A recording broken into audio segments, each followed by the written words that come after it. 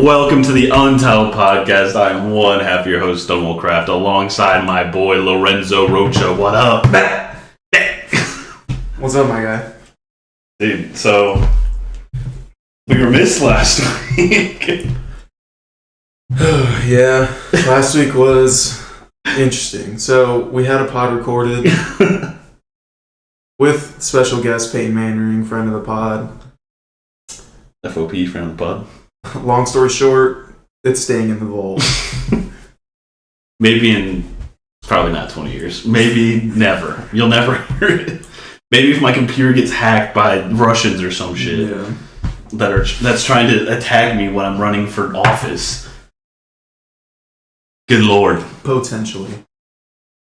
So, since we last talked, Roach, the GOAT. We can talk about that later in depth, but a little preview. The GOAT's got 4. Big deal. Let's just run through. Is it a big deal? Stop it. I mean, some people don't think it's a big deal. That's silly. Okay, say before we're gonna do our usual thing, but the people that thought LeBron was the GOAT and the people that didn't aren't really swayed by this title. It's kind of like the conversation has already, it prematurely reached this point. Yeah. So it's just like, we had nothing to talk about for 6 months. So the LeBron Jordan thing already was a hot topic. Then that's all we were talking about during Last Dance. Yeah, true. So I think it's just prematurely got to this point, and everyone's just like, okay, now the discussion actually can be had. So, I don't know. For those that are intellectually there, it can be had. Yes. Not for those that have their mind made up. Yeah, I agree. So, Roach, beta for Black Ops Cold War last weekend. You didn't get to play it because you're not a part of it. You did play it, but you didn't get to, I was kind of nasty, not gonna lie. I had a couple good games. Didn't get to sit in your natural habitat and play. Stonewall was giving me all the low skill based matchmaking games. I'll just tell you what. Taking all the hard ones. I was ass at the beta. It was not good. I was just getting joked on the whole time. You were pretty nasty with it. What were your thoughts on the initial play of the beta? Yeah, so going into it, I had heard a lot of stuff based on people's alpha experiences. The alpha beta, totally different. Yeah, based on people's alpha's experiences, and then based on the changes Treyarch made to the beta. Mm-hmm. And on paper, all the changes seemed good. They seemed like really good changes. And I think my experience from the first couple games, I thought it felt really good, really nice, smooth, the way it played, because I hadn't played it yet. Mm-hmm. The way the game felt really nice. And I'd seen that they upgraded the visuals and animations and stuff, so that was a little bit smoother for people that were turned off by that. Yeah. But then while I was playing, I didn't, and granted, I only played 3-4 games, but I didn't seem to notice any connection issues, which was a big problem for a lot of people. And I think part of the alpha was just that it was so early, that was such an early build, that wasn't even close to where they were at. They kind of just were like, hey, we have this alpha build that we let the streamers play. Yeah. It was already a month old when they gave it to them. Let's just throw it out real quick. For sure. But to the general public, they see early releases like that, and they think this is what the game is going to be like. You think? I don't think people think that way. Because I remember I was playing with people, and they were like, this is the alpha, and this is old. But those are people who care, to the casual player. Because that was an open alpha. Yeah, to the most casual player, they'll download that game and think this is the new Call of Duty. Yeah. We know that, but because we're into it a lot, on a much deeper level. We are the minority of the COD community. Keep that in mind. That's weird. But yeah, I mean, first impressions, I thought it played really well. I didn't notice connection issues, and I just wanted more time with it. Thankfully, I'm getting my chance this week, finally, with Xbox and the crossplay beta.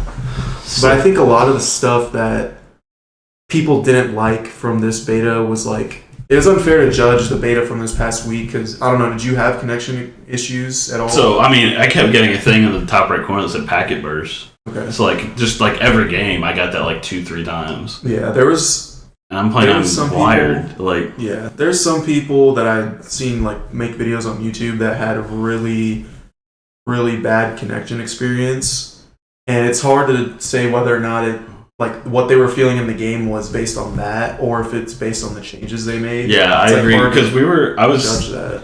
I mean, the alpha time to kill was perfect. Like it was like a dumbed down version of Black Ops 4. Yeah. So it was more like Black Ops 3 like time to kill, which I thought was great. I mean, I didn't like Black Ops 3 because the time to kill was so high that I just get joked by people that can actually jetpack. But now that those aren't in the But game. yeah, I played great in the alpha, and then I felt like in the beta, I literally was playing Modern Warfare 2, Yeah, like 2019. I think that's a connection thing because one of the guys that I watch on YouTube, Exclusive Ace, no free ads. No free ads. He tested time to kill, and it was the same as the alpha. Yeah, so Like, I mean, on a good connection, it was the same. But a lot of those times where you feel like you're getting melted quickly is because of the inconsistency between other players and you, where they're a little bit ahead of you. So even though it shows on your screen they just started shooting, they probably already shot a couple shots. yeah. And I mean, I feel like that's been a problem with online COD forever, but it just felt like, Which is crazy now because everything's on dedicated servers. yeah, so I get it when that it's was a peer-to-peer. problem. Like, I get it when it's peer to peer, but yeah. And I mean, and the sliding is broken. Like, yeah, that's definitely gonna be just fixed. like That might even be fixed by the next one. it might be fixed by next weekend. But being able to like perpetually slide, because the slide in the alpha was different. Like you could slide cancel, but you couldn't just like perpetually slide the whole time. Yeah. It was like a dumbed down version of the slide cancel in Modern Warfare. Well, I mean, in Modern Warfare you have to slide cancel basically. Yeah. Like, and I might as well bring back jetpacks at that point. Like it's the same mechanics. I don't want that. Flying around through Yeah, the like yeah. it's the same like button patterns. I don't want that. Bring back Dolphin Dice 2020. I think that is literally what would fix it if Because you can't do anything in the dolphin time. I never understood why. Like, I get being able to slide and still shoot keeps the momentum going. Yeah. But, like, I feel like with a movement like that, there has to be some sort of trade-off, which I think there will be. Like, they'll fix it. But as of right now, what we've seen, there hasn't been. Well, I'm trying to think. Ghost Head was the first one with slide. I'm trying to think. I don't remember people slide canceling like that. And Right. But I don't know if that's just part of. That's not the COD community wasn't cracked yet. You know what I'm saying? Like, you had all those jetpack CODs to like get insane at that like fast movement. Yeah. That once we got back to it, there was a mechanic like the slide, and you could just abuse it. So I think if the slide was broken in any other game, you would have noticed. Like, Yeah. the only thing that's I think slide was broken last year. really. You had to use it continually. I think the biggest thing is, based on what I've seen, because obviously I didn't play as much as you, but like it's not so much because they fixed the slide cancel part, Yeah. right? It's just slide jump.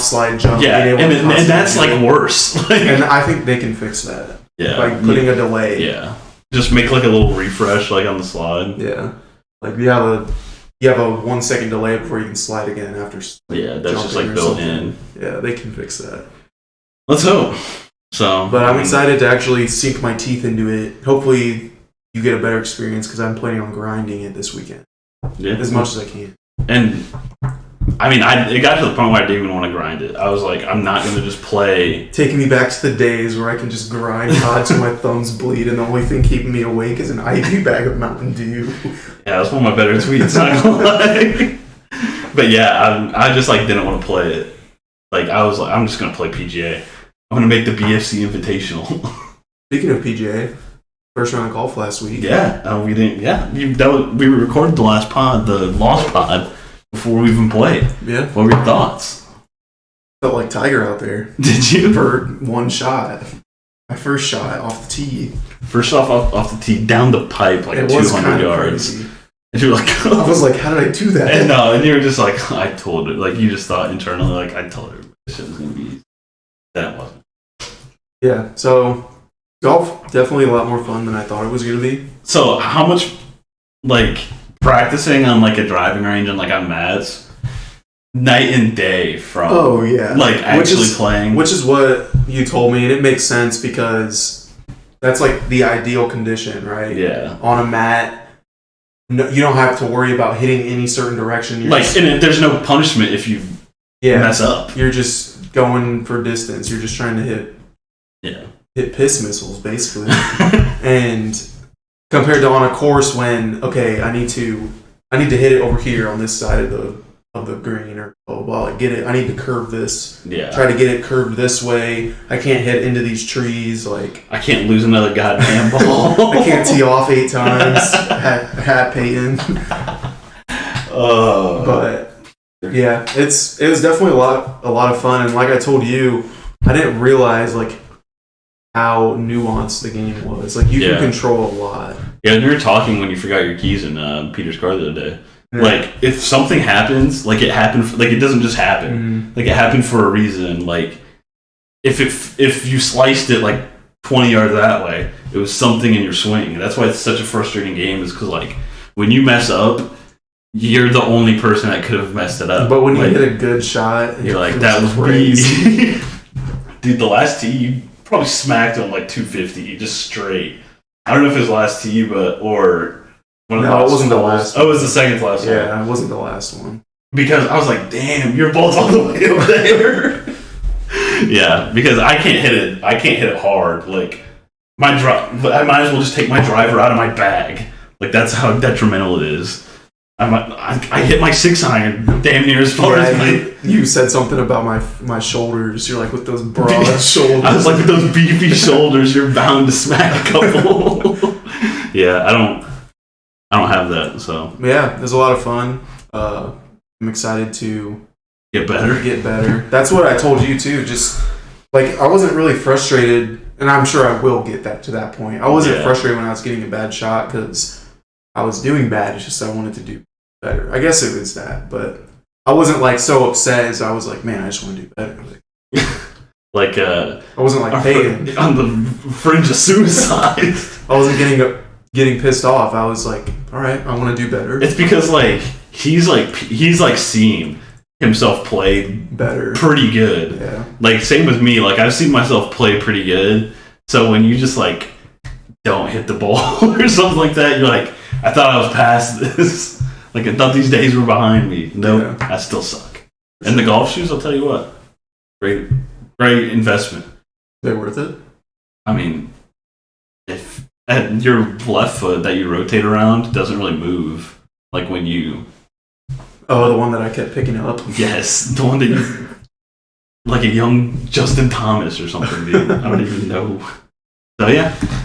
All right, let's transition to what we were talking about a little bit at the top.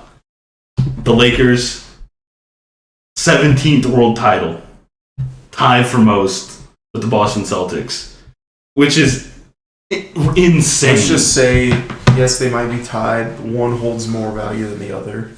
Which one? Because some would argue the Lakers only have 12 titles because 5 of them were in Minnesota. I get that. But the franchise as a whole, it's still the same franchise. I agree. So that'd be my argument to that. I just mean in terms of when they were won. Yeah. Like 5 of the Lakers ones were won that early.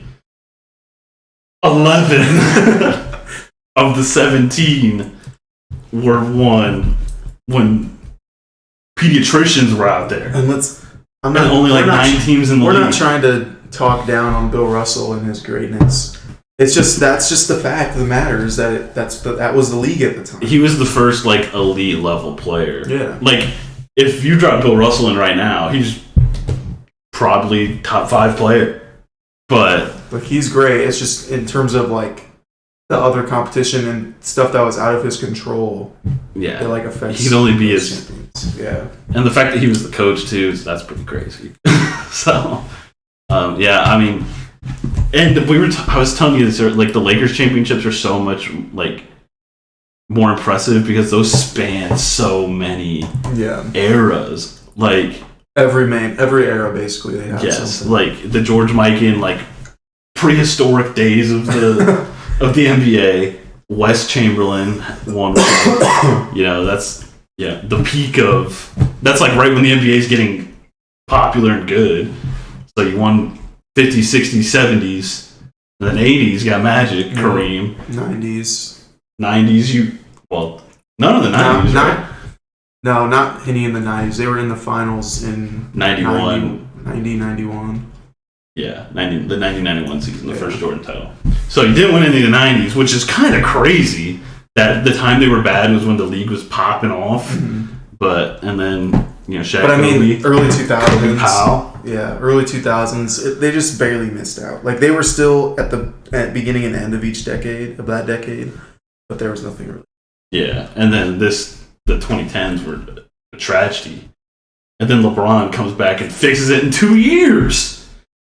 Let's just talk about the legacy movement of LeBron James. Has this changed anything in your mind of what you had going into this? So I'm the epitome of what I say I hate, which is my mind will not be changed. Yeah. That LeBron is the GOAT. And if anything, it just solidifies that even more. I don't think it puts him head and shoulders above anybody. Yeah. In my opinion. It's just reinforces my opinion.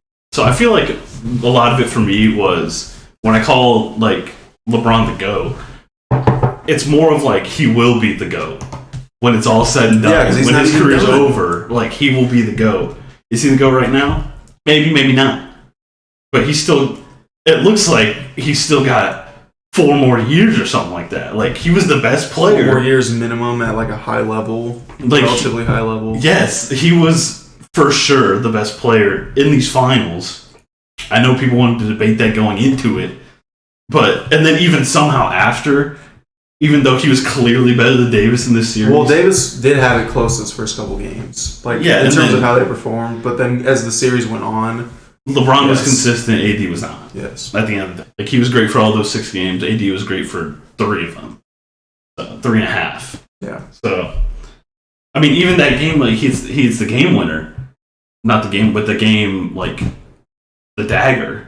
He really wasn't playing well, AD, in that game 5 or that game. I would 4. say in that first half he wasn't. Yeah, that's what I'm saying. Yeah. If LeBron was playing like that, AD wouldn't have been able to carry the team because that's not where he's at yet. This is his first taste. So for sure. Yeah, I mean, it just looks like LeBron has no end in sight whatsoever. So, I mean, I guess we can just go through each game of the series real quick. We don't have to go in depth on all of them. But game 1, everyone's hyped. Dragic, Butler, and Bam get hurt. And 2 out for the game. Yes. Butler's the one that comes back. Yeah, and then Lakers just take control. Okay, game 2. There's just no firepower for the Heat. Bam out, Goran Dragic out. Jimmy Butler, first game by himself. I think they were kind of just figuring out what they were going to do. Yeah, they were still adjusting to that because they lost their leading scorer. Yeah, and Dragic. And their playmaker. Yeah, well, and their only option against Anthony Davis. Yeah. Reliable option. Yes. I saw way too much Jay Crowder on AD this. Even when Bam came back, they were playing in game 1. They were playing Jay Crowder on him. That was weird. I get the Lakers are going big, but you don't give Dwight Howard the respect of Bam. Yeah. When AD's standing right beside him, either you go big with them or you just put Jay Crowder on Dwight and see what the fuck happens. Hope for the best. Yeah. So game 3, like we said, AD struggled in this one, and Jimmy Butler went insane. The 40-point triple-double. What made the Heat great for those 2 games they won was Jimmy Butler was the main ball handler. They kind of showed this a little bit in Philly. Jimmy Butler showed this a little bit last game. And Jimmy Butler was just getting whatever he wanted. Anything he wanted. LeBron didn't really pick him up that much in this game. It was more in the 4th, which was the theme throughout the game. But for the rest of that, it's KCP guarding him. My KCP. He looked for Markieff Morris every time they tried to get that switch. And Vogel's like, okay, Markieff, you can guard him, right? No, he couldn't. Got buckets on him. Stop it. Then game 4 was the AD dagger to win. AD struggled. Big adjustment in that game. But he picks up Jimmy Butler. Yes. Most of the game. Him and LeBron. It's basically him or LeBron. Which, I told you, what was so great about Frank Vogel this year, and AD is they got LeBron to play defense again, which I think can't be overstated. And I was telling you, you probably don't remember this. LeBron at once upon a time was No, that was before my time. Defensive Player of the Year candidate and all defense, like first team. Yeah. Which, thinking back now, I mean, you picked LeBron up probably with like his second Cleveland run, like fully.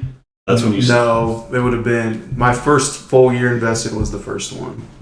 The first. Yeah. That I see what you mean. I thought you meant the second year. No, the second stint. Yeah. So like, that's when he's sworn off defense. He's like, I'm never doing that again. Mm-hmm. But then Game 5. I don't know if you want to talk about this a little bit. One of the best finals games ever. One of the greatest finals games ever. So I'm watching this game at work at Target. Don't fire me. And it was just, I didn't really watch a ton of it early because it's still kind of earlier in the work shift. And I was finishing out until the store closed, and then I still had work for another hour, but it was just me doing my own thing. So whatever. And this game was basically a mirror image of Game 2 for the Heat in terms of like how they were playing. Once again, Jimmy taking charge, kind of getting where. You mean Game 3, the 40-point triple-double? Yeah, it's my bad. Game 3. It was kind of a mirror image of that game in terms of like how it played out for the Heat. Jimmy was playmaking on, he was facilitating other players. Duncan Robinson went stupid. He went cuckoo. Jimmy Butler also went stupid, a 35-point triple-double. And the only difference in this game was that the Lakers were playing it. They were also playing well. They were playing it close. And basically the last 5 minutes, LeBron and Jimmy Butler back and forth. It was so good. Back and forth. And LeBron went for the dagger like 3 times in like 40 seconds. He's like... LeBron wants to hit this shot, dude. He was 0 for 3, I think, in the game from 3, and they all came in the last like 3 minutes. And then, I mean... that was the game before. That was Game 5? That was game 4. Yeah, you're right. That was game 4, the AD dagger game, because he wanted to hit that shot, and then AD did. Yes. Game 5, he was cracked from 3. Yeah, you're right. He was like 7 of 9. Yes. So going into that, like that final stretch, couple minutes, the game's tight, and blah blah blah plays out. Jimmy Butler gets some big free throws at the end. Heater up 1. Humongous. Massive. I think he went to the line twice in that last 2 minutes. Yeah. I had no doubt in my mind he was making them. I saw some stupid stat that he'd only missed like 4 free throws in the entire series to that point. In the whole playoffs. He only missed like 4 free throws. Yeah, he was like 40. I thought it was just the series. He was like 44 from 48 from the line or something like that. Like, what? Wait, no, that had to have been the series. I think it was the series. No way he shot only 48. I thought it was the series. Anyways. That's still insane. Heat up 1. Lakers have the ball. 22 seconds left, something like that. Mm-hmm. And Danny Green passes the ball into LeBron. He goes off to his right, draws. They do the high Danny Green LeBron pick and roll that they did, or pick and pop. Yeah. LeBron rolls to the basket, picks up 3 defenders. 1, 2, 3 defenders. Looks like I thought he was going to put the shot up. I thought he was going to. Then he swings this ball out to Danny Green. Literally 12 feet of separation between him and any other Heat player. And it was kind of sad because when he caught this ball, I didn't think he was going to make it. I had no faith. I was like, dude. Well, I mean, I was just like, if you're going to make one, now's the time. Bricks this shot off the front of the rim. And I was pissed for a split second until I saw Markieff get this ball. And I'm like, okay, cool. They got the ball. They're going to be fine. Get it back out. They'll get another shot at least. Then, I don't know what was going through that dude's head. I know he's never been in that position. Like, on that, that level. That level, yeah. Yeah. And he lobs his ball to Anthony Davis, who he knew was playing on one leg at the time. Dude, we were texting back and forth like, they gotta win this now. It looked pretty bad because he could barely. He could not walk. Yeah. He's playing on one leg and Bam's on him. And you try to lob this ball up above both of them. Okay, so AD's gonna do something with that. It looked okay. I saw for a split second it looked like AD was open because like Bam wasn't there, but he was kind of like 3/4 fronting him.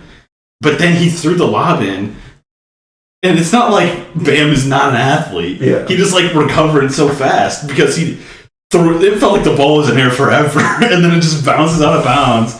And I was just waiting for him to say Lakers ball. Yeah. I thought it got tipped. I was like, this is not just how this game ended. And the wrinkle to it, LeBron is wide open on the wing to his right. Open. And he's just 2 hands up, and like, give me this. Wet. Like, I'll always just think what would happen if LeBron gets that ball right there with like 4 seconds left to win the title. Like, that's his shot. That's GOAT shit. Like, at that point, everyone talks about, oh, he wasn't clutch, he wasn't... You can just keep pointing to that and be like, his 4th title, he hit the game-winning shot. Yeah. Like, not many people can say they did that while being the best player. And, on top of that, they lose that game. That game's going to be forgotten. It literally is. No one's going to remember that game. That LeBron game was stupid, and no one's going to, like... Yeah, you look back, they won the championship, and no one's going to point out, oh, yeah, dude, that performance he had in that Game 5 loss? Yes. It's going to be like, oh, they blew him out in Game 6. Like, the series wasn't close. I am going to go to my grave and tell them this series was not like, it was close. I'm going to tell my son that LeBron I'm going to tell some random kid in, like, Lowe's or some shit in 50 years about this game. So, that's probably the one tragedy of this, like, finals is that game's gonna get forgotten. But Game 6, I mean, and then Goran Dragic returns. The Game 6. I call it the dickening. The Lakers coronation, basically. That's all it was. Like, you could tell in the first quarter, like, yeah, the Lakers are... This game's over. Well, and then there's this narrative that they tried playing... The Heat were just so worn out. It's not like the Lakers aren't playing back-to-backs for, like, one day off, too. Yes. Like, they're playing in those same conditions. I understand. And I get... People don't care. I get Jimmy Butler was playing a shit ton of minutes. And I get Goran Dragic was hurt. But at the end of the day, the Lakers were still only playing like 8 compared to their 7. Like, because they just benched Dwight in Game 6. Like, thanks for coming along. Like, because Dwight did play awful basically games 1 through 5. Like, was not so, and he earned that starting spot. I thought it was going to be a big advantage for him, honestly. I thought it was going to be like fun. Like, I thought he'd help, but he did not. Like, it was tough break for Dwight because he played so well in that playoffs, and then to start in the NBA Finals, like to finally be where he thought he would be, and then just get benched in Game 6 kind of sucks. But you still win a ring. Who cares? At least you got benched for Caruso. When I saw he was starting, I was like, "Let's go!" Like 2 years ago, he's a meme. He still is a meme, but that was all he was a meme. He was not contributing to a basketball team at all. Now he's a champion. And you could argue was very instrumental to this championship. Oh, his defense was insane. Like, literally. Frank Vogel was like, you were going to play with good defense. Like, dude. And during the regular season, he's like, Caruso is like my secret weapon. He played like 30 minutes. Yeah. Like, and he had he was kind of nasty around the rim. Yeah, I mean, he's always been a good finisher. Rondo went crazy. Everybody basically went crazy. And, you know, LeBron's crown finals MVP like he should be. Goran was in there, right? Yeah. And I told you, I was like, what was great about those Jimmy Butler games was he had to have the ball in his hands. Goran Dragic probably played like, what, 25 minutes, if that? And you could just tell, like, he wasn't as fast, but he was still getting to the rim. And then, like, Mark Jackson's like, that's why you missed Goran Dragic. And I'm like, bro, what? He's just, like, not doing anything. That was probably one of the best Mark Jackson impressions I've heard in a while. Yeah, I mean, do you remember when he called Tyler Hero? Like, Hero, it's not just a sandwich. No, I don't remember that. Really? Dude, I was just like, what the fuck did he just say? I remember when we were watching, I think it was Game 6, and he said, Mama, there goes that throw. It wasn't even cutting to a break. I was like, the game was still going. Yeah, I was like, does he not know? Like, it's not a commercial break. Because that's the only time. Mom, there goes that. God.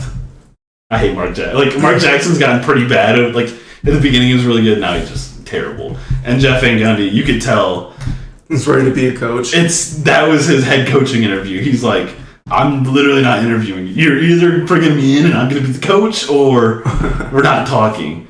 Might come back to coach the Rockets. That would be insane. Did you see that? Yeah. I was talking with the Clips, too. Yeah, like the Clips top 5, like Ty Lue and Van Gundy are in it. It's Van Gundy with the Clips. Come on, this dude hasn't coached in what was the last team he forever. coached? The Rockets. The Tracy McGrady Rockets. Oh, okay. I think. Back. Well, he was coaching like some Team USA stuff. Like, he does the younger players. So he still coaches, but it's nice when you get the best young talent in the United States of America. So, okay.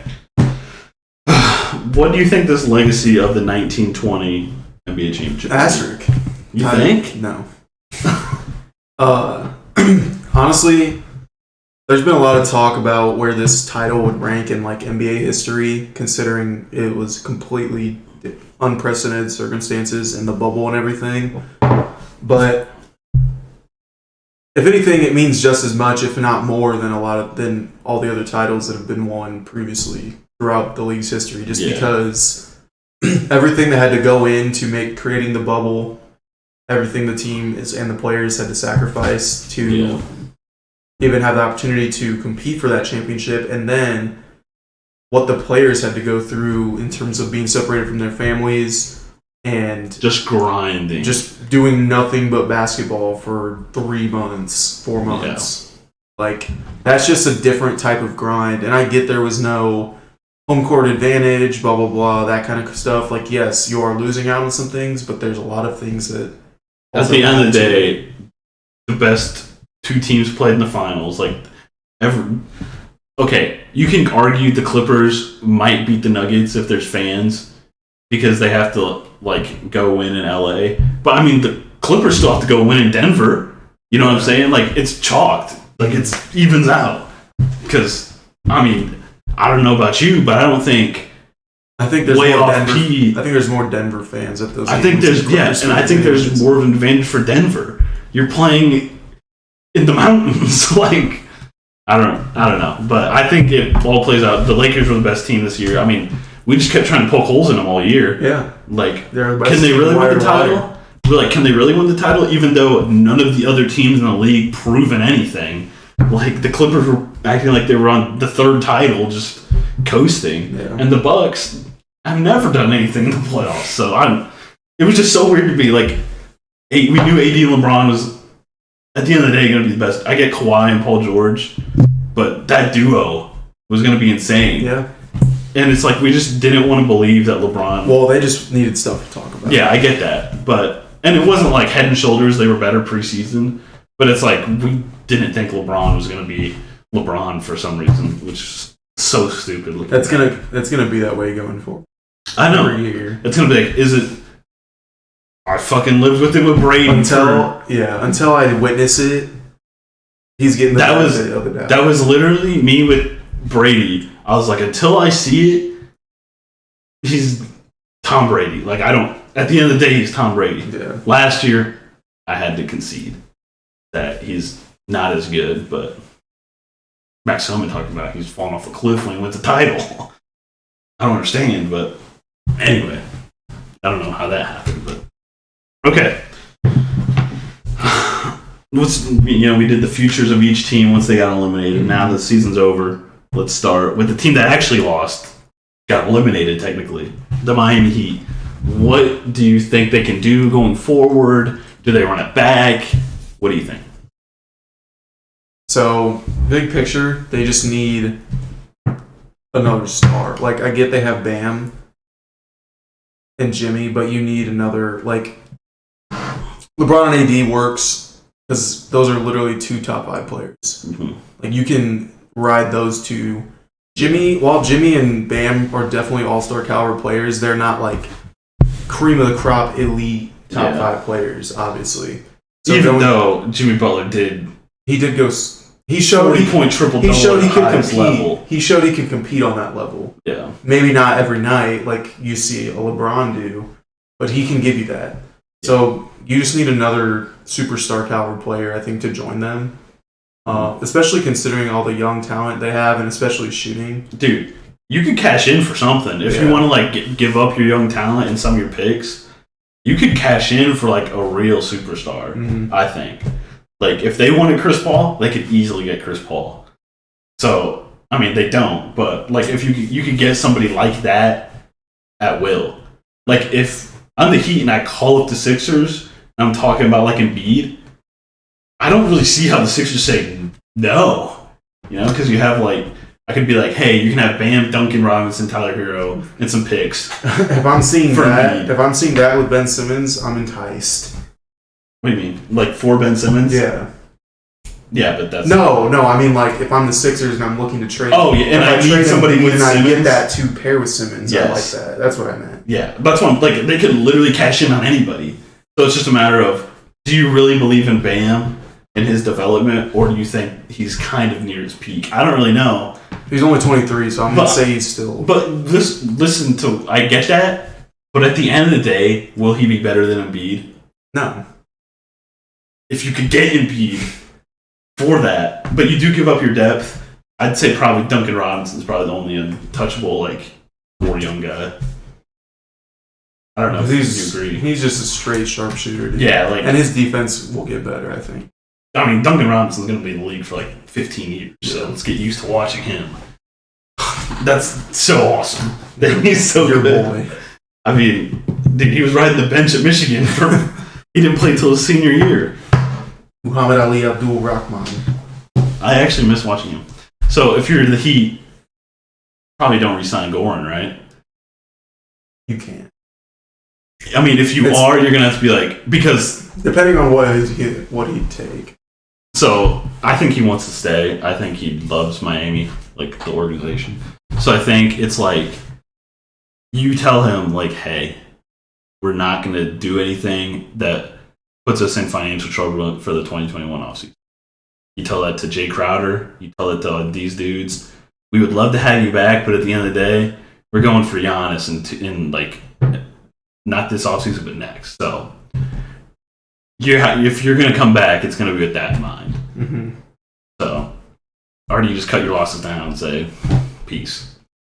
If you're Goran, if you're Jay Crowder. I mean, as long as that precedent's set, because like you said, the Heat, I don't think they're not going to do anything to jeopardize that max cap space that they would have for that year. Yeah. So at the end of the day, I think that comes down to the decision of the players. And you extend Bam this year, so it's like you're gonna have Jimmy, Bam, and like that's gonna be your core. That'd be insane. Who beats them? I don't think anybody, but that's for a different time. That's hypothetical right now. And I'm saying too, you could cash in for Giannis too. Like what if the Warriors trade for Giannis? What are they trading for Giannis? I'm just saying, what if? I mean, I have heard that, but Andrew Wiggins Clay the second pick on an ass draft isn't really enticing me. That's all I'm saying. If I'm the Bucks. Yeah. I think they're going to trade for Chris Paul. Okay. Oh, the Bucks. Yeah. I mean, they have to do something this year, so we've talked about this. So the NBA champions, the Lakers, what do they have to do to repeat in your? So, obviously, number one priority is re-signing AD. Of course. He has a player option. He's going to opt out of it. He's going to opt out. Because he's only making $28 million, and he's worth more than that. And I think the Lakers, obviously, they'll pay him. And I don't really see a situation in why he would want to leave. There's no better basketball situation. There's no better, market lifestyle. There's no better lifestyle situation. It's, I think everyone's expecting him back. So based on that he's coming back, you have some interesting decisions to make in terms of I know we kind of gave Danny Green a lot of crap. I personally think, even though his trade value right now might be low, I personally think you want to just hold on to him. Because he's, at the end of the day, he's still a good 3-and-D player. At the end of the day, even if he's not making shots, he's still stretching the floor.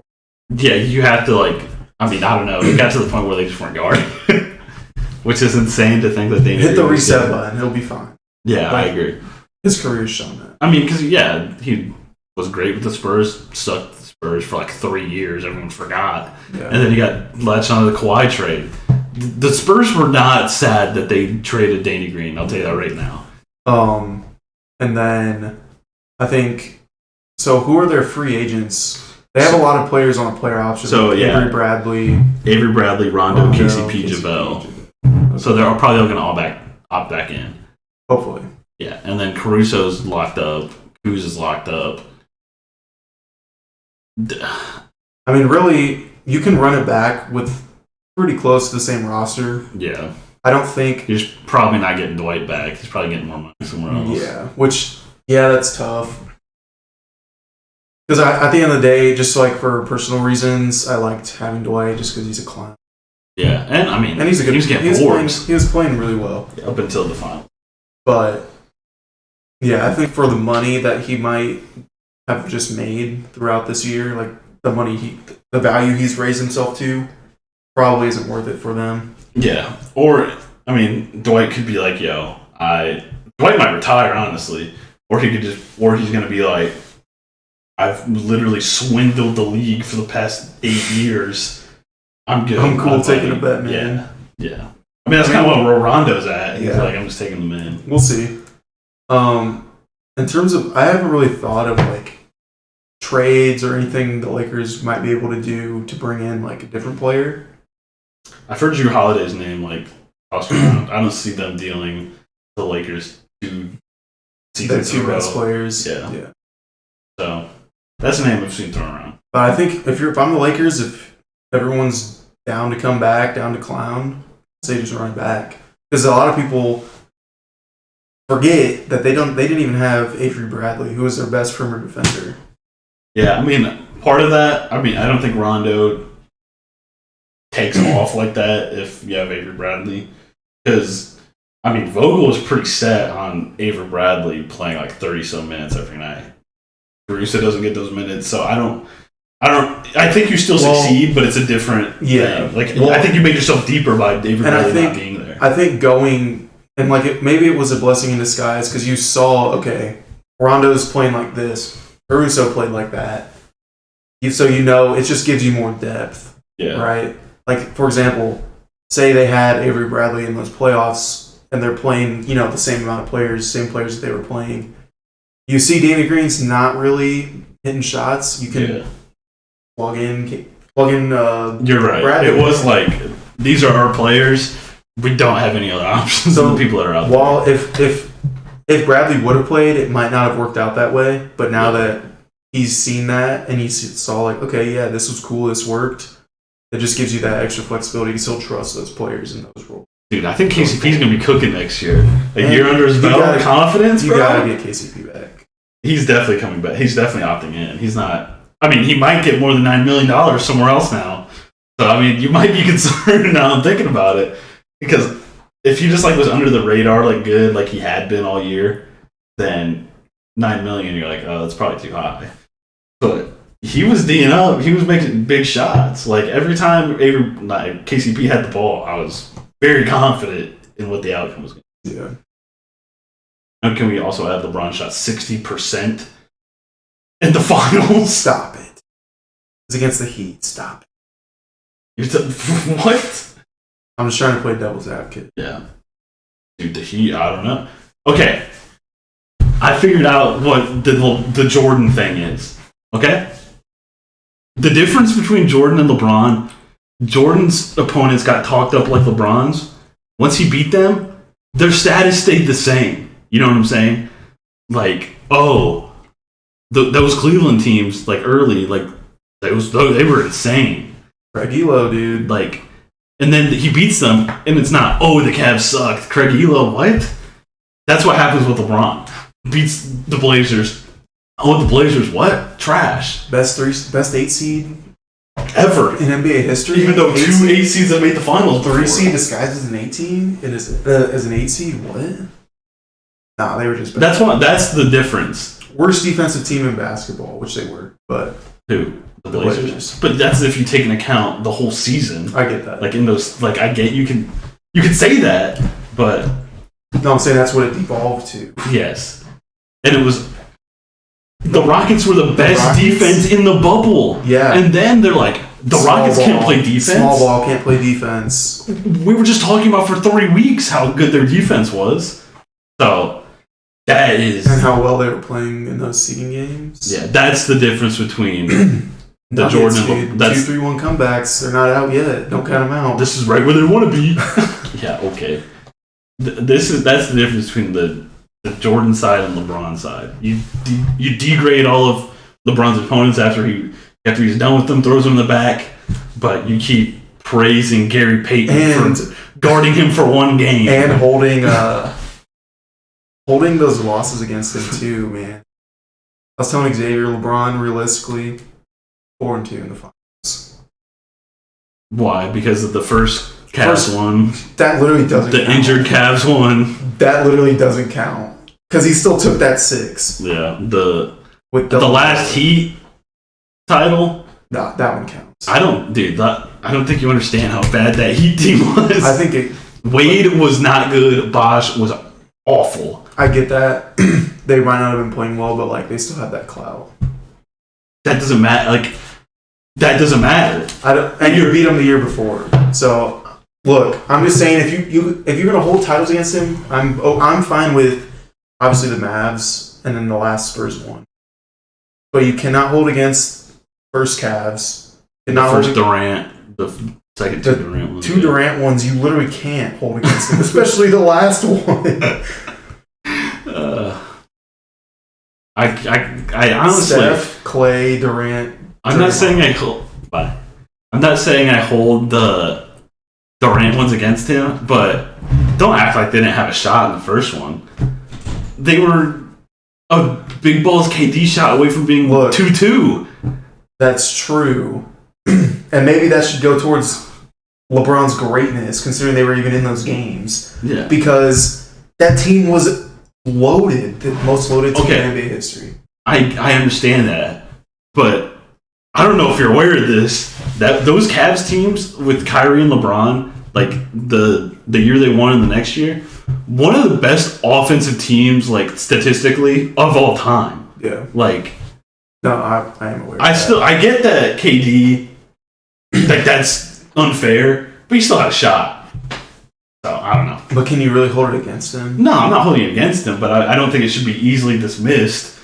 Like the second one, I can though. Yeah, I'd quicker dismiss the last Spurs one. Really, dude? I didn't really watch. Norris Cole was playing 40 fucking minutes. I didn't really watch that one. So Shane Battier was a corpse walking around.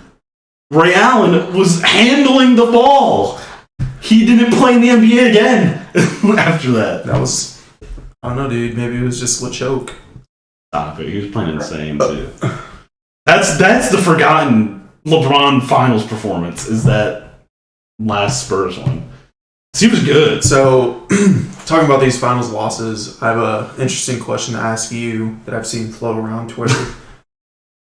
So, now that Jimmy Butler lost his first Finals, does that hurt his legacy more? Or would it, for example, whose legacy is hurt more? Jimmy Butler losing in the Finals or Giannis who didn't even make the Finals? Because Giannis can still go 6-0 in the Finals. Yeah, I've seen this. This is the honest truth. It doesn't matter because they're not going to be in the discussion to the level that LeBron is. Like, that doesn't matter. Yeah, that is true. It doesn't matter that they're winning or losing. Like, but it's just the principle. I get that. But Jimmy Butler's not LeBron. Giannis is not going to be LeBron. Maybe. Who knows? Maybe Giannis leaves somewhere and then wins like 4 titles. Very much could happen. But it's different. Because Giannis never had the expectations LeBron did. LeBron's getting compared to... No players ever had. Exactly. Jordan didn't. Yeah, whatever. Fuck it, dude. All you can say, weight of the world on his shoulders exceeded those expectations. He literally did. Okay. Still is. So... That's why he's my guy. I'm going to put my title contenders for next year. For sure. I actually might adjust this. Just tell me if I'm leaving anybody out. Lakers, obviously. Clippers. Bucks. Celtics. Nuggets. Nets. Warriors. So you left the Heat I'm out. going to take the Heat out.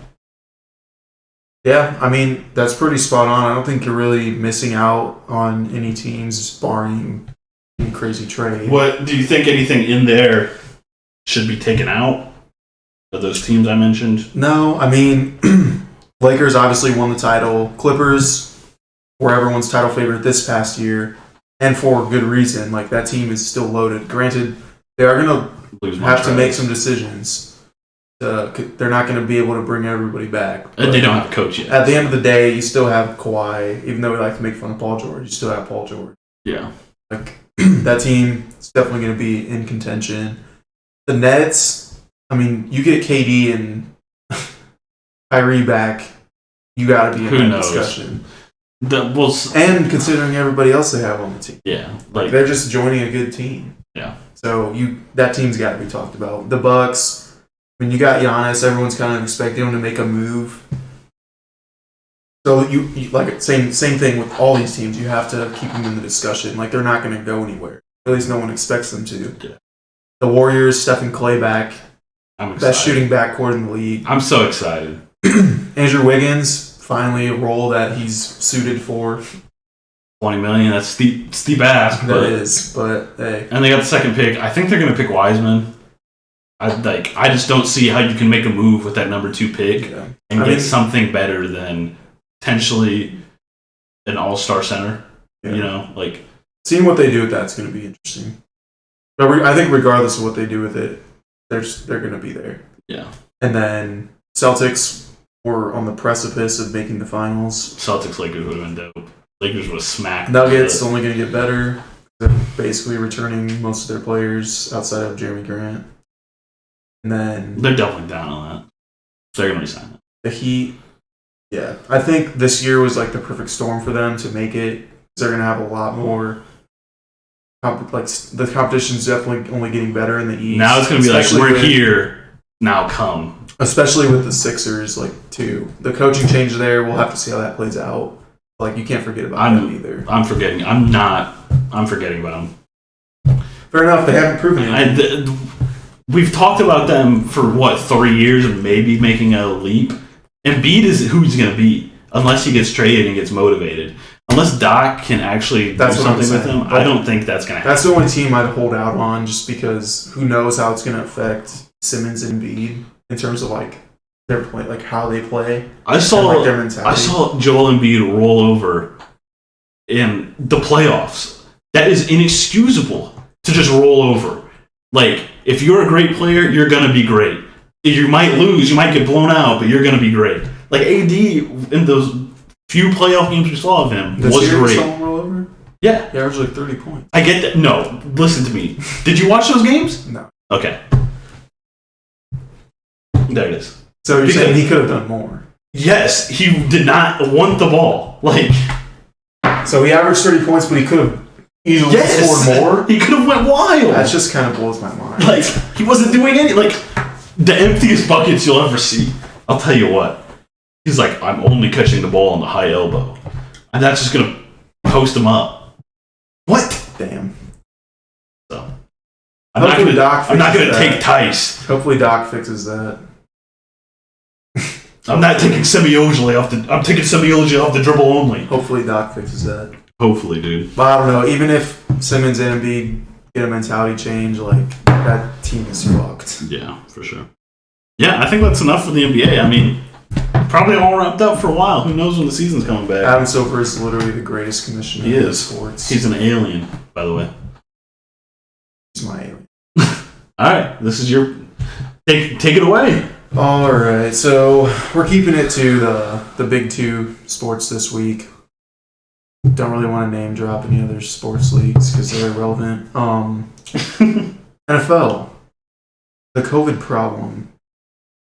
So we've seen all these reports of positive tests, blah blah blah, coming out of Titans, the Pats, mainly those two teams, but and everybody lingering. Right? And then, as a result, everybody that those teams played. Like, they had to be closely observed. Right, right. And then with all these tests coming up, before game day, games are having to be reshuffled. Do you think this is a problem? No, they're gonna figure. They're just gonna keep figuring it. They're just gonna keep making shit up. Like, oh, you guys are gonna play on Wednesday morning. Like, there's a game today. I didn't 7 even know weeks that. from now. Yeah. Like, they're gonna figure this shit out. There's too much money involved. I mean, I know in the Lost Pod we were talking about not wanting to postpone games and shit and having to, like, figure out your season. There's too much money involved. They're gonna do something. Like, yeah, at the end of the day, it's just the games are gonna get played. They're gonna get played eventually. Who knows when? We might be playing into fucking March, but they're gonna get played. Like, yeah. So that's something they figure out later. Yeah, my stance on that definitely changed from last week because really, outside of the one, like the Titans game, the Titans-Steelers game got moved back, and they just used that as their bye week. Yeah. And then the Pats game got moved back to Monday. And outside of that, now that it's affecting those same teams, like the Patriots again, the Titans again, they don't have another bye week to use. And so they just moved so everything. They have to move it. And they now did we're it. seeing it. And they did it. Moved. Yeah. So, like, that was the question we were talking about last week, and the pod that the people didn't get to hear was, will they do it? I thought they would. I told you, I was like, they're not making them forfeit that game. Well, like, they're going to figure this out. I didn't think they would schedule games like on a Tuesday. I thought they'd just push it back. They're going to do anything to play these games. They're going to start playing Saturdays. They're going to be like college football. That's what we've seen. So yeah.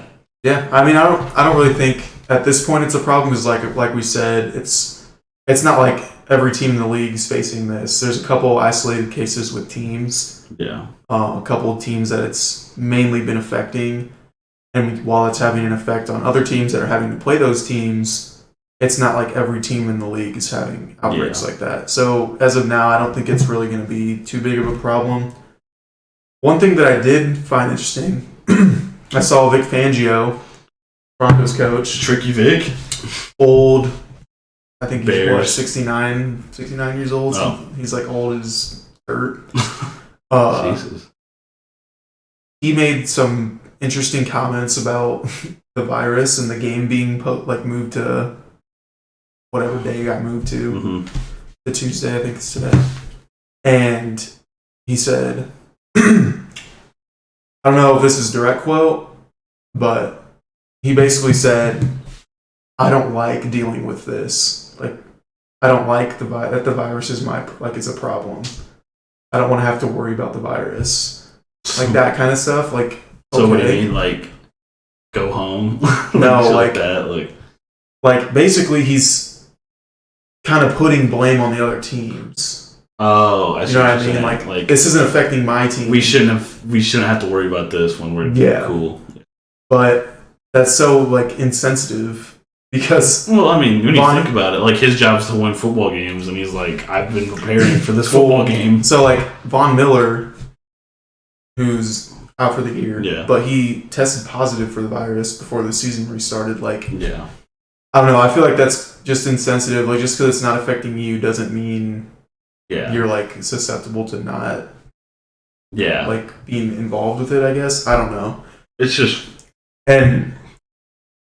Like I was watching this clip of Jay Williams, ESPN, sound off on it, and he's like, I guarantee you this man wakes up, goes to work, goes home, wakes up the next morning, goes to work, goes home. Like he doesn't worry about anything else that's happening. Yeah. He's just worried about football, whereas this virus is something that's affecting countless families like across the country, let alone just the teams in the league. Yeah. For sure. And that's just, it seems like a insensitive thing to say in a press conference. Like, like if you feel that way, just keep that to your damn self. Yeah.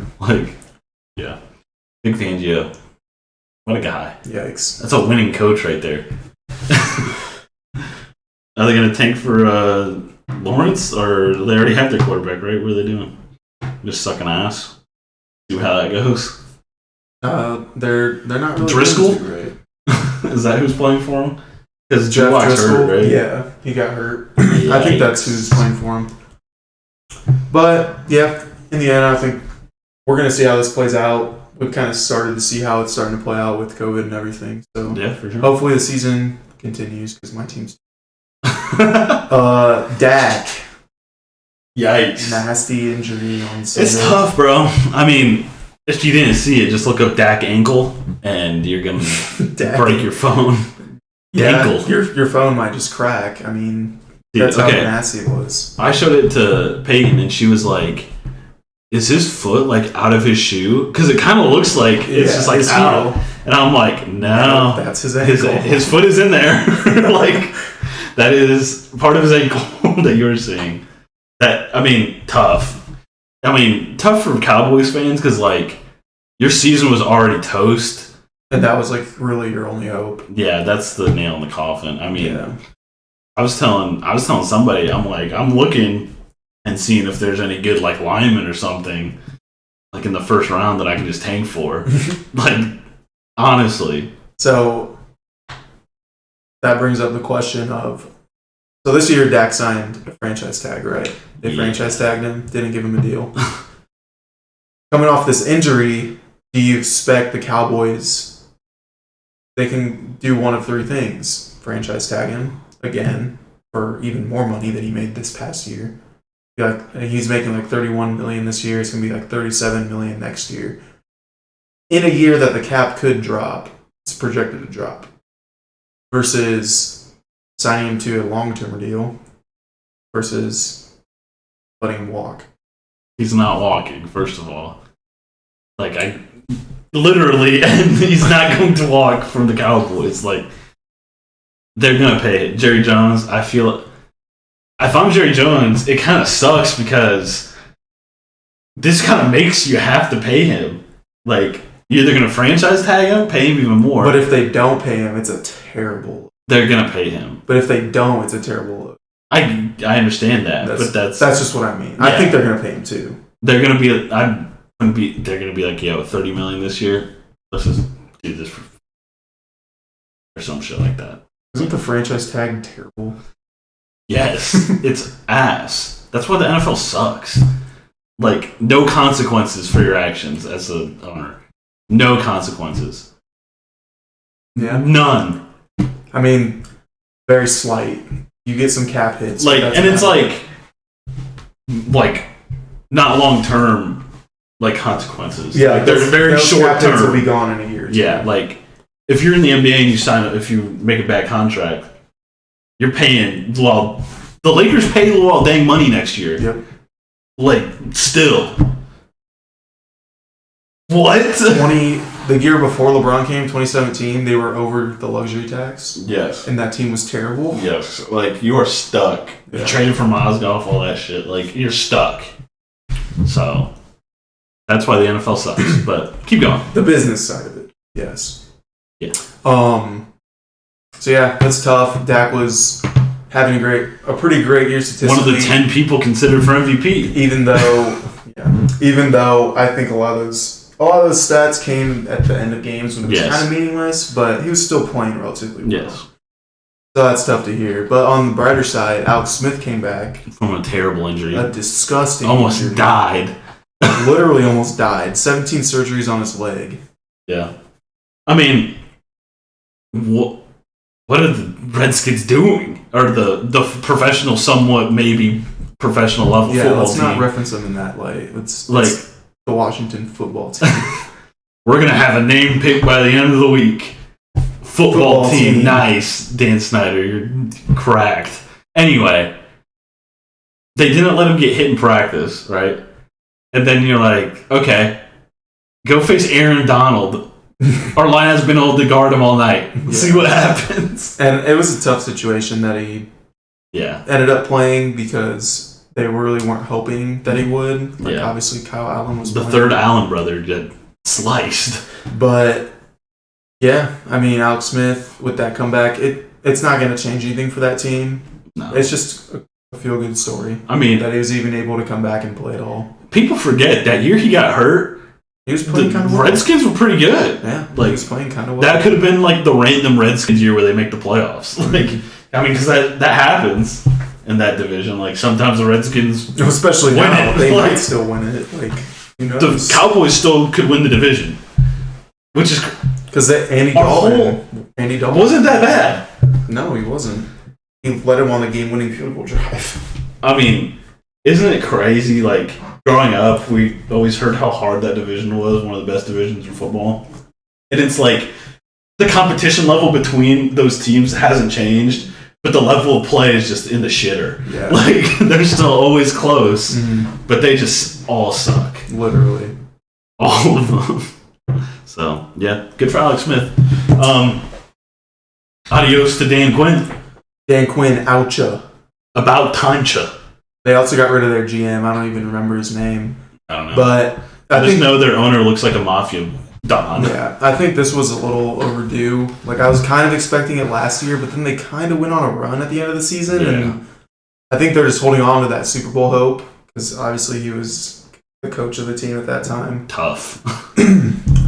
And realistically, on paper, you look at this team, you're like, Matt Ryan, relatively good offensive line, Calvin Ridley, Julio Jones, Todd Gurley. That offense is kind of stacked. Or like it could. There was a world where they were nuts. Yeah. Like, and then even, there was a world where they win 10 games, and you're like, that makes sense. Yeah. And then even defensively, like, they got some pretty good players on the defensive line, at least on paper. And then in their linebacking core, same thing. Their secondary was hit pretty hard, but there's just no reason they should be 0-5. None. Literally none. None. So yeah, it's a little overdue, I think. But I agree, and it's like it puts them in a weird spot. Because, I mean, you hear how good of a guy he is, but I mean that has to be thrown out the window at some point. Yeah. What were you saying? It puts them in a weird spot because like you're gonna bring in a new coach. And yes, all Dan Quinn guys. Well, yeah, that, and then also like yes, to a certain extent, it's the coach's fault, but to another extent, it's the player's fault. Yeah. And so I don't know if necessarily bringing in a different coach fixes that. Like, I think the roster is just inherently flawed. What a Super Bowl hangover! That's a Super Bowl bender. Like, you're out for a week after that. Like, if you go party on a Saturday night, you're out for a week since you went so hard. Mm-hmm. That was the Falcons. That. Not only a week, you're out for 3 years. Yeah, I mean, that's tough, man. So yeah, that's not surprising. I mean, puts them in a weird spot, like I said, but it's the Falcons. Yeah. You know what I mean? They haven't been relevant since that year. New rumor today, Le'Veon might be out in New York.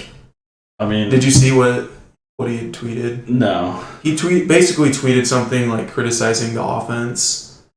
Well, Sam Darnold is ass. I agree. Le'Veon wasn't that bad last year. He's all right. I mean, he wasn't Steelers Le'Veon. Yeah. But you can't hold that against him either. No. But yeah, he basically tweeted stuff out criticizing the offense, and Adam Gase basically said that's unacceptable. Thanks, Adam defending Gase. himself. You're a big winner. And then now he's in trade discussions, which is honestly, in my opinion, good for him. Like, yeah, get out of that place. If you're, I don't know why you signed there in the first place. You just wanted a bag.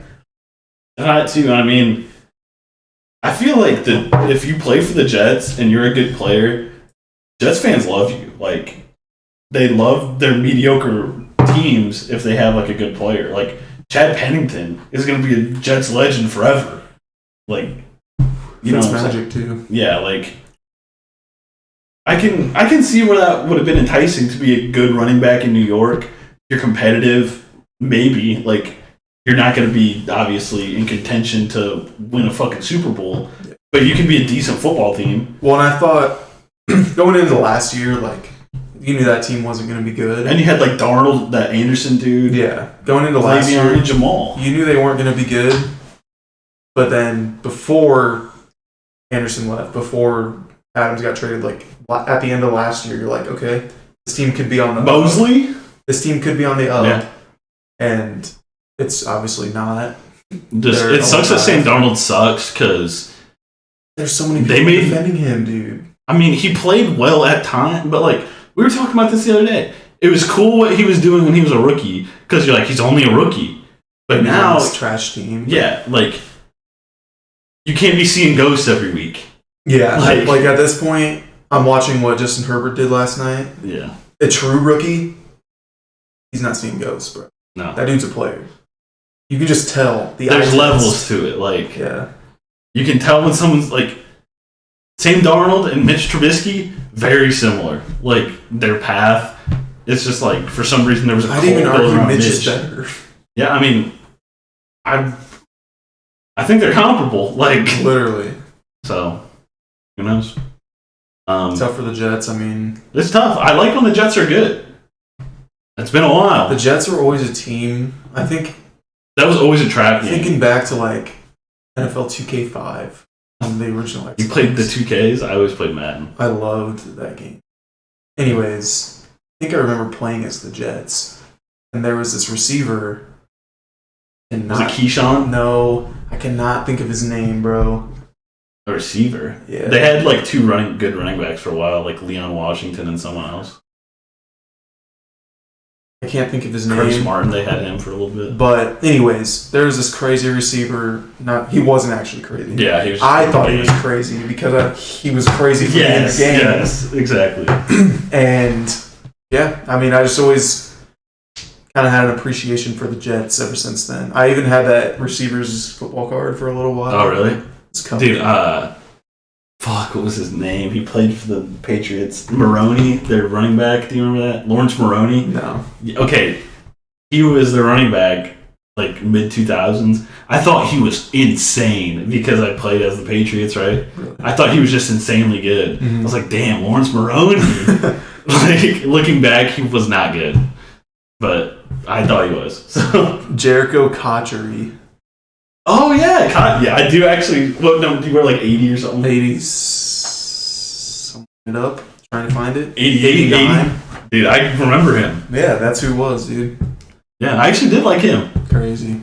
It was his rookie. It would have been his rookie year. Yeah, because he was. Yeah. Because like, football for me was like 2006. I remember that Super Bowl vividly. And then 07. Like, I was introduced to the NFL before I was introduced to the NBA. So. Yeah. That was the first Super Bowl I remember vividly was 06. The Colts Bears, yeah.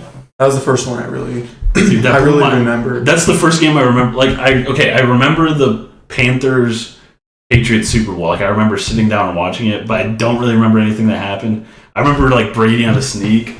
But the next year when Devin Hester, like, returns that, I'm like, are you kidding me? I blew my pea-brain mind. That Steelers-Cardinals Super Bowl blew my mind. Dude, I always felt... And then the Breeze Super Bowl. Dude, there was a stretch where those games were kind of wild. Yeah, I think the Niners-Ravens was kind of where it started tailing. Yeah, as long as my Super Bowl's in the good window. I didn't watch that Super Bowl. I mean, I'm sure I did, but it wasn't like... Rodgers. That game was pretty good, though. Like, just as a football game, if you're looking at it objectively as a football game, it was. Yeah, I don't remember. Sorry, Doc. Were they like 8-8 going into that postseason? 10-6. Were they the 1 seed? No, they were the 6 seed. Huh. But yeah, one time Patriots didn't make the playoffs when they were 10-6 with Matt Castle after their undefeated year. Well, 18-1 year. But which traumatized me. So, something we missed out on last week from the Lost Pod, even though we didn't even talk about it. I'm going to call it the quarter plus one season awards because it's week 5. Okay. So, get it. I actually didn't even see that you put this in. I don't even have. This is off the cuff. This is literally off the cuff for me too. Because, yeah, I can talk about MVP. Can't really talk about the others, except for maybe Coach. Well, can we? I have the lock for one of them. Okay. So, you want to go in order? Yeah. Okay. Let's just go in order. Like so, from coach to MVP? Sure. Okay. Coach of the year. Just off the dome. Fuck.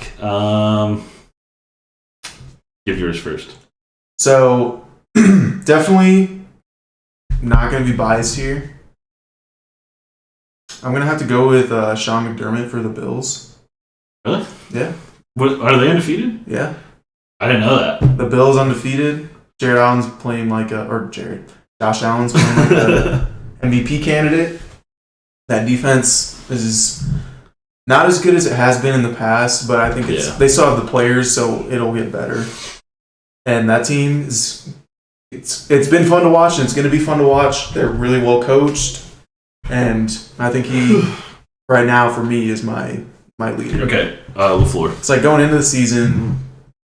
That's fine. Yeah, going into the season, you're like, yeah, the Bills will be cool. No one thought they'd be undefeated. No one thought that. Oh, can we talk? Okay, while we're talking about Coach of the Year, can we talk about the 4th and 1 play that I defend last night? Okay. What's that dude's name? Zimmer. Who's Zimmerman? Oh, that's the Jordan Zimmerman from the Nationals. Okay, so Zimmer, right? 4th and 1.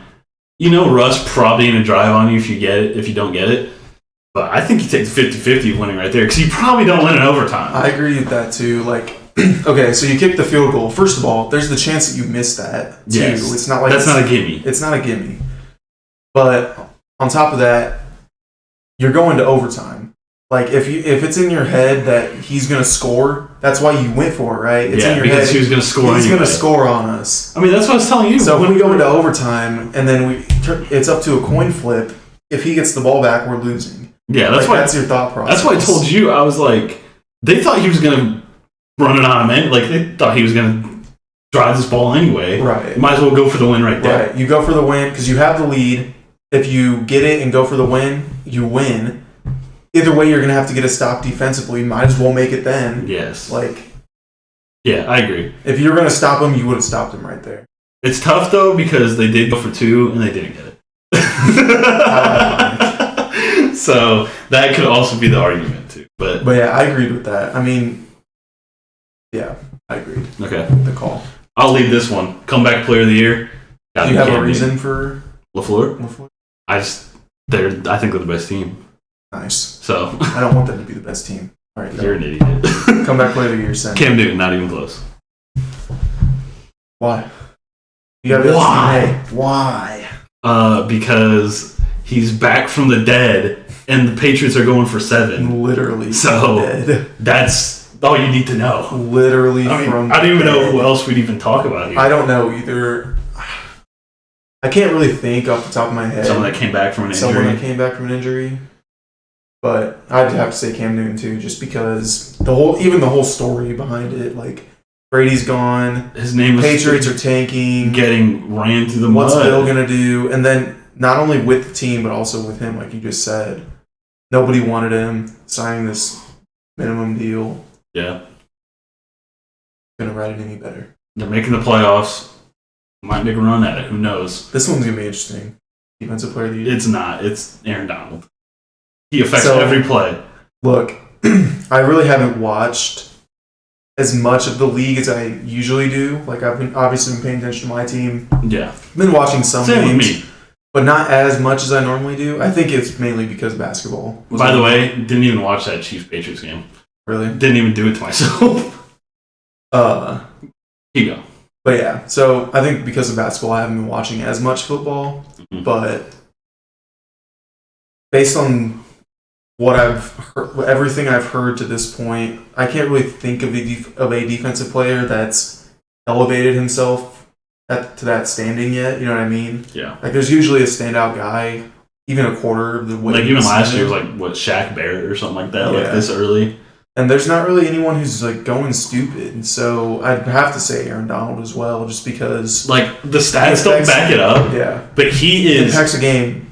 Literally on the field. Yes. Like he is a presence on the field. Like you have to double team him. And even if you double team him, he's gonna be in the middle of every play. Yeah. Like I'm skipping ahead here. It's the safe bet, but it's a bad bet. If you list your top 5 people for MVP, I think you have to talk about Aaron Donald. I know that's crazy. I just haven't watched enough of him to but I think on that, but it's not out of this world. If the award is most valuable player, not best quarterback, and he is very valuable. They really need to split that up. It's like defensive MVP and yeah, because really, if you think about it, I think you scrap offensive player of the year and defensive player of the year, offensive MVP, defensive MVP. Because like, and they're both the same. A defensive player can win MVP, but like it's The stranglehold the quarterback has on that award is stupid. I mean, that's even the just Heisman, intrinsically. right? Just intrinsically, the quarterback affects the game based on, like, more based on what they're responsible for, which is the ball. Like, that's just it's already lopsided. You know what I mean? Conversation. Anyways, defensive player of the year, Aaron Donald. Are ready for AP, most valuable player? Only 2 have been named MVP by the Associated Press. Who do you think? Wait, what? Like 2 defensive players have been named MVP by the Associated Press. Of the NFL? Of the NFL. Who do you think? No clue. Alan Page and Lawrence Taylor. Alan Page of the Vikings. Damn. The purple people eaters or some shit? Is that what their team was? I think Alan Page played for the Vikings. I'll look like a Alexandria Dumasia, if that's not true, but yeah. Offensive player of the year? I don't know, bro. So, okay, I don't remember how it works in the NFL. Generally, if a quarterback wins MVP, another skill position will win. So, it's like, is it ever quarterback? Not really. So it's like it's usually quarterback and then other skill player. Okay, so we're going skill player basically. Or if a skill player wins the MVP, it'll be quarterback. It's an offensive. Like that one year, wasn't it like Dak and or was it like no, Dak won offensive player of the year and someone won like I think Patrick Mahomes' year he won both. Yeah. Okay. But it's happened. Generally it's quarterback and then okay. Generally. So I'm gonna go off that precedent. Kamara. Yeah, I mean, to this point, when you see basically the load he's had to carry without Michael Thomas, and the fact that Drew Brees is a carcass. Yeah, and the fact that Drew Brees cannot throw more than 5 yards downfield at this point in his career. He's done some crazy stuff, and he's been a monster for me in fantasy. The only other player I'd kind of argue is DeAndre Hopkins. Yeah. He's been going kind of stupid with Kyler Murray, which just reinforces the fact that Bill O'Brien. That Romeo Crennel got that dub. Former Pats guy. But, yeah, I mean, Kamara's a good choice there. I can't really think of anybody other than him who I'd qualify for that award. Maybe Aaron Jones, just because their stats are similar. Yeah. But, I don't know, Rodgers, I feel like, gets a lot more credit. Because for his numbers than Kamara. Yeah. Or Brees does for Kamara. Because Kamara's making a lot of stuff happen between, like, the catch and the run. Yeah. I'm trying to think of who else. Michael Thomas now. He killed people. He beat up his team. Yeah, Julio hurt. Both of my fantasy team. Yeah, it sucks, bro. I mean, you could... If you wanted to be like, trendy Calvin Ridley, like first 3 weeks, but they're 0 and a zillion. Jair held him to a goose egg. He's not in that Whatever. MVP. Who yeah. This dude, bro. Aaron Rodgers. Okay. Why? Number 1 offense in the league, 38 points per game. The narrative going into this year has no receivers. Packers going to take a step back. They were the worst 13-3 team last. Not that good. Jesus Christ, dude. What? Cry me a fucking river. I'm just saying that. They're not. You're okay. I get you're in your echo chamber of the Packers are browbeaten in the media. That's not fucking true. Like, true. It's not. I don't know why you try to play the victim. How am I playing the victim? Look at everything every fucking media outlet has said. You're getting a ping from your house of highlights because some random person in Arizona said the Packers suck. They're 13-3. I never thought that. I'm just telling you, this is what's happening. I'm saying I'm blaming ESPN. I'm blaming Bleacher Report. Stop. The only reason ESPN does that is because the face of their media franchise is a huge Aaron Rodgers guy. Stephen A. Yes, that is literally the only reason. Is because he loves Aaron Rodgers. Okay. So stop it. Okay, so Devontae Adams, great. Even if I stop it, no, I'm outside of Devontae Adams. I'm being honest. Nope. Did you think they had a good receiver outside of Devontae Adams? I mean, I was told how good Marquez Valdez-Scantling was forever. I was like, oh, these guys can catch the ball. If I ever told you that, Aaron Jones. I never told you that. Stop it. Aaron Jones can catch the ball. What the fuck? You didn't tell me shit. This was something I knew. Aaron Jones can catch the ball in the backfield. That is a weapon. Devontae Adams, we were talking about him being wide receiver 1 last year. I'm not saying that I've said any of that. I have always been the Packers are fine. People are blowing this out of proportion. But I'm just saying the general media narrative, that's what it was. Do you not agree with that? No. You don't agree with that? I don't agree that it's... Okay. I'm not saying that's the general consensus. I'm saying that's the general media narrative. If you we're watching anything about the Packers. You see this thing on ESPN, maybe a 2-minute segment, bad about the Packers. You take that and you're like, look at the media. These 4 people spent 30 seconds each maybe saying something kind of bad about the Packers. Okay, dude, I'm saying people watch that on TV and that's the impression they get. I'm not saying that their opinion has any value. All ESPN is... It's the same thing with basketball. You can say that with LeBron. You can't. That's the narrative. That's the narrative they push. That's what I'm trying to say. Okay, yeah, but they're going to do a 30-minute segment on why LeBron's not as good as Jordan. They're going to do a 2-minute segment on how the Packers don't have a good receiving core. Okay, because this is the same thing every year. Even if it's only the NFL is so unpredictable.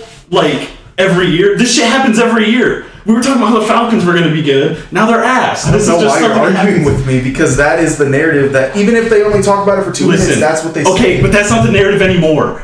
I never said it was. I said going into the season. Okay, keep going. Talk about how bad the receiving core for Rodgers is and why he should be MVP. No, I'm just saying that those were the narratives. Look at the mic closer. Those were the narratives going into the season. That's all I said. Okay. I'm not saying that is how it is now, because I've never thought that. But I'm just saying, they were 13-3, 1 win away from the Super Bowl. I think you're blowing that shit out of proportion. And then with the quarterback pick and the way they drafted, everyone's killing them for it going into the season. Yeah, that's how it was. I don't write the rules. That's how it was. Oh my god. Yes, people have changed their minds after they saw what happened the first 4 weeks. But that doesn't change the fact that that was the narrative going. But it's not like this is what's going to happen to the Packers this year. This is a prediction of what I think will happen. I could be wrong. That's what the difference is, I think, from the LeBron shit. Like, you see what I'm saying? Yes, but nobody came out and said that. But it's not like that's just how it is. Oh, the receivers on the Packers suck. That's it. That's my opinion. That's how it's going to be. This could happen. It's totally different than basketball, I think. It's so unpredictable. Like, the predictions are so unpredictable compared to basketball. Well, and they're two different things. You're talking about the outcome of a team's season versus the legacy of a single player. Yeah. They are different conversations. My whole point was just going into the season, everyone's thinking down on them. No one expected them to be this good. They are this good, and the difference is the play in Aaron Rodgers. Because last year he was good. People say he had a down year. Yeah, he did by his standards. But this year, he's playing out his mind. Mm-hmm. He's playing like 2016 Aaron Rodgers, which was probably his last great year. Yeah. I guess I'll say my MVP just for argument's sake, Russell Wilson. I'll say that. I hate Russell Wilson and Pete Carroll, especially them together. But it's close. I mean, I'm not... Obviously, I just got to go with my boy. That's just the way it is. But Russell Wilson has played out of his mind, and that you can't take away. And it's like he was playing like this last year too. So you said something. I don't remember what you said, but I said like Rodgers and Wilson, like resume wise, are similar. Yeah, and I think it's just how they're perceived.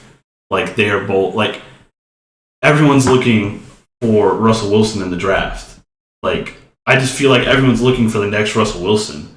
Like, you'd rather have someone like Russell Wilson than maybe someone like Rodgers, like, if you're building your team, which I mean, is weird, but like, there's just that whole other dynamic that Russell Wilson can use his feet. Yeah. And, I mean, kind of a shame he hasn't won an MVP, but it's just like... Which is another big part of... Because MVP is a really narrative-driven award. I mean, and it's like... But that's another part of it, too, for him. Like, he's never won it. He's always been right there. You know? Yeah. I mean, and it's... You look at his numbers for, like, a season, you're like, probably could have won MVP, but some other shit happened. Like, yeah. Mahomes happened, or... Yeah. Lamar Jackson happened. Yeah. It's just he's been so consistent for... It was kind of like... And we talked about it, dude. Like, after they didn't convert that 4th and 1, like, we knew... He was going to drop. He was going to drive. You were there. We fucking heard it. When he said he thinks DK Metcalf is going to be like Jerry Rice. Oh, my God. I just want to be the Montana to his Jerry Rice. What? But also, for him to say that, that's kind of crazy. Like, if he really thinks that... He does. He put his name on that opinion, and I mean, DK Metcalf's good. Wish the Patriots would have drafted him retroactively. I thought he was an Instagram workout draft combine star, but you wouldn't have been wrong thinking that. No, but here we are. He's great. Yeah, so. Can't argue with it. No, I just got to go with my boy. Yeah, I mean, it is so early. Who honestly cares? Like if the Seahawks lose that game, you give Aaron Rodgers the leg up, especially with that pick Wilson had. Oh yeah, that was terrible. I don't even know what he was doing. But then we were talking. Me and Xavier were talking about. So week 1, Packers beat the Vikings, right? Mm-hmm. Smack them, and the whole story around that was like basically what people were saying at the time, because it was just week 1. Oh, Rodgers throwing against these rookie corners, right? They don't have a secondary. Like, that's why he was able to do this. Mm-hmm. That's what they attributed it to. And then you watch the Vikings pretty much, like, they handled that game. The Vikings were in control of that game until the end when Wilson drove on them. Yeah. But then Wilson drives on that same secondary. Well, they also had the ball for 40 minutes. Yeah, that's what I mean. Like the Vikings controlled that game. Yeah. And they effectively... But I don't think it was more they like... kind of contained Wilson, in a sense. I mean, he played bad in the first half. But well, I'm saying if your offense is holding the ball for that long, that means the other offense is not on the field for very long, which, yes, offensively they can be running and keep you off the field, but at the same time, you're not... Like, they weren't scoring a ton of points, you know what I mean? So it's not like their drives... Didn't he only, like, pass the ball, like, fucking 10 times or some shit in the first half? I don't remember the number. Like, I remember that number being low. I mean, and they held, like, if the Vikings are going to have Dalvin Cook go stupid and then he gets hurt, and then this Madison dude that comes in also goes stupid, gets more yards than him, and he has, like, 17 carries through, like, a quarter and a half. Yeah. Like, you're not really going to get the ball. So, I mean, I don't know.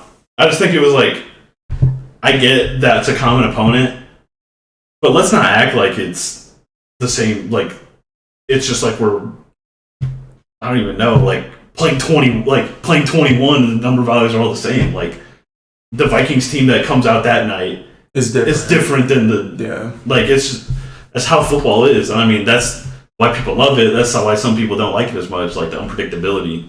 But, because it's just one game. A lot of people's arguments before, like that, this past week was, look at the Seahawks' quality of opponents versus the Packers' quality of opponents. In terms of not just the MVP race, but like who's the best team in the NFC. Yeah. When they're trying to argue that.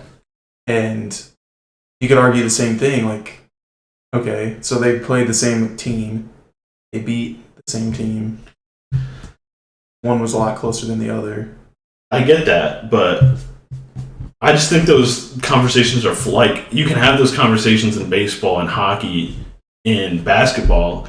You play each team 3 times. Like, you can make clear, like, well, it's like you were saying, football is so... I don't know, dude. I just have always hated, like... So much... NFL Twitter. There's so many variables. Yes, like, you can't just make a blanket... Like, how many times have we been burned saying like this? Like the Ravens are the best team in football. No one can stop them. Trashed on like Chiefs. Chiefs are the best team in football. The week after that, lose to the Raiders. Like, yeah, exactly. How are you going to explain Raiders smacking the Chiefs? Are the Chiefs bad? No, they're still probably the best team. They're still probably one of the best teams in football. Arguably, you can say they're the best team, even though they lost to the.